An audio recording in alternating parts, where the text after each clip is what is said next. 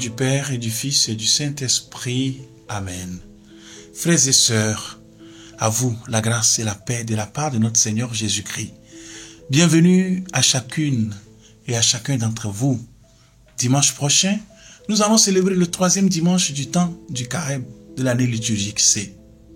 Le texte nous invite à la confiance en Dieu et à la repentance, tout en soulignant la patience et la grâce de Dieu. Le passage de l'Exode, de la première lecture, qui nous sera lu, nous relate l'épisode du buisson ardent et la révélation de Dieu à Moïse. Moïse, qui après avoir fui l'Égypte, devient berger pour son beau-père Jéthro. Il mène son troupeau dans le désert et arrive à l'Horeb, la montagne de Dieu. Ce lieu est symbolique car il sera plus tard le lieu de la révélation des 10 commandements. C'est sur cette montagne à l'Horeb que Dieu appelle Moïse depuis le buisson ardent par son nom. La réponse de Moïse, me voici, est une attitude de disponibilité et d'écoute essentielle pour répondre à l'appel de Dieu. Celui-ci lui demande de retirer ses sandales car le lieu est saint. Cela souligne le respect et la révérence due à la présence divine. Dieu révèle qu'il a vu la souffrance de son peuple en Égypte et qu'il entend ses cris.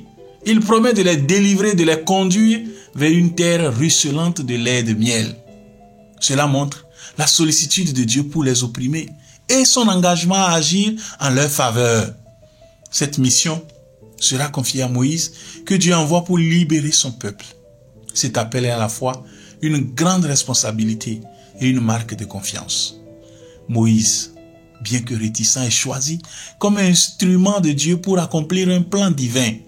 Cela nous rappelle que Dieu appelle souvent des personnes ordinaires à accomplir des missions extraordinaires. Nous pouvons retenir de ce texte plusieurs aspects essentiels de la relation entre Dieu et l'humanité. Dieu se révèle de manière mystérieuse, mais réelle. Il entend les cris des opprimés et agit pour les libérer. Il choisit des personnes pour accomplir sa volonté, même si elles se sentent indignes. Il est le même hier, aujourd'hui et pour toujours, comme le rappelle son nom. Frères et sœurs, le Seigneur a entendu ton cri. Quoi que tu traverses en ce moment et dont tu es fatigué, ne baisse pas les bras. Continue de crier vers le Seigneur. Fais-lui confiance. Reste à l'écoute de son appel et à la reconnaissance de sa présence dans ta vie. Nous sommes comme le peuple d'Israël au désert, dont Paul rappelle l'aventure dans la 2e lecture du dimanche prochain. Notre liberté doit choisir entre la confiance en Dieu et le soupçon. Choisir la confiance, c'est croire une fois pour toutes que le dessein de Dieu est bienveillant. Ce simple retournement de nos cœurs changerait la face du monde. Telle est l'attitude du psalmiste qui, dans le psaume qui nous sera donné en méditation, commence par une exhortation à soi-même. Il se parle lui-même, appelant son âme à bénir le Seigneur. Cela montre une profonde gratitude et une reconnaissance pour tout ce que Dieu a fait pour lui. L'accent est mis sur le souvenir des bienfaits de Dieu, invitant à ne jamais les oublier. Il souligne, par ailleurs, la miséricorde et la puissance de Dieu qui pardonne le péché, guérit les malades et sauve de la mort. Chrétiens d'aujourd'hui, nous sommes avertis. Nous devons rester vigilants pour ne pas tomber dans l'orgueil ou la désobéissance. Sinon, nous périrons. Confions-nous au Seigneur. C'est le message de l'apôtre Paul dans sa lettre qu'il adresse aux Corinthiens. L'apôtre des nations s'adresse à une communauté chrétienne confrontée à des défis moraux et spirituels, notamment des tentations d'idolâtrie et de division. Il utilise l'exemple des Israélites pour montrer que même ceux qui ont été témoins de la puissance de Dieu peuvent subir des conséquences graves. Les conséquences, c'est périr. Et ces conséquences sont la complaisance spirituelle, les murmures et les plaintes qui peuvent être un signe de manque de foi et de gratitude. Le peuple d'Israël a murmuré contre le Seigneur. Apprenons donc durant ce temps du carême à rester humble, vigilant et dépendant de Dieu pour éviter de tomber dans les mêmes erreurs que les Israélites. le passage de l'évangile selon Luc de ce 3e dimanche du carême peut être subdivisé en 2 parties distinctes.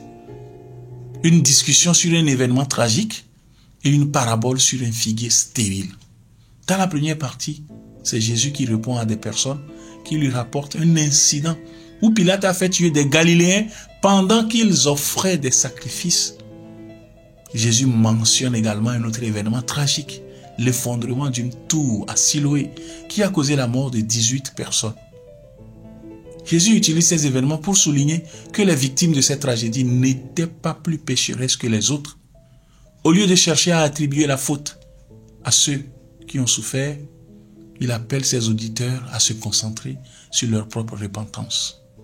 Il les avertit que sans repentance, ils subiront tous un sort similaire, périr. Bien-aimés, les tragédies ne sont pas nécessairement un châtiment divin pour des péchés spécifiques, mais elles servent de rappel à tous de l'urgence de se repentir et de se tourner vers Dieu. Dans la deuxième partie du texte, Jésus raconte une parabole sur un figuier qui ne porte pas de fruits depuis 3 ans. Le propriétaire du vignoble veut l'abattre, mais le vigneron lui demande de lui accorder 1 année de plus pour essayer de le faire fructifier.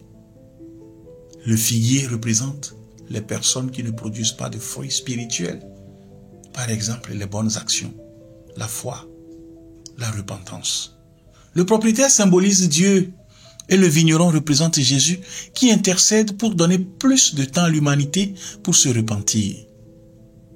Cette parabole illustre la patience de Dieu, mais aussi la limite de cette patience. Elle souligne l'importance de produire des fruits spirituels dans la vie d'une personne avant qu'il ne soit trop tard. Mes frères et sœurs, Dieu donne des opportunités pour changer. Mais il y a un moment où le jugement intervient si aucune transformation n'a lieu. Nous sommes tous invités en nous préparant à l'Eucharistie du dimanche prochain à examiner notre vie et à se repentir de nos péchés sans juger les autres pour leur malheur. Le temps est précieux et il est important de ne pas remettre à plus tard la repentance et la transformation personnelle. Profitons de ce temps que l'Église nous offre pour nous convertir. Que Dieu Tout-Puissant vous bénisse, le Père et le Fils et le Saint-Esprit. Amen. Merci d'avoir suivi cette méditation. Bonne marche vers dimanche et à la prochaine.